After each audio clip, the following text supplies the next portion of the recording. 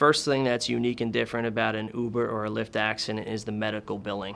Traditionally in this state, New Jersey is a no-fault state, you would look to your own insurance company to pay your medical bills associated with a car accident. In an Uber and a Lyft, that's not the situation. It can become extremely complicated, which is one of the reasons why you need to contact this law firm immediately. The other aspect is the amount of coverage that an Uber and Lyft in this state has. They have up to $1.5 million in liability coverage to cover, your serious and permanent injuries.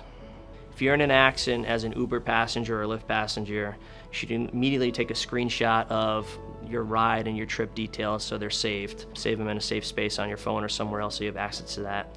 Take any photographs or video of the driver of the vehicle. You want to document as much as possible about that ride and the trip.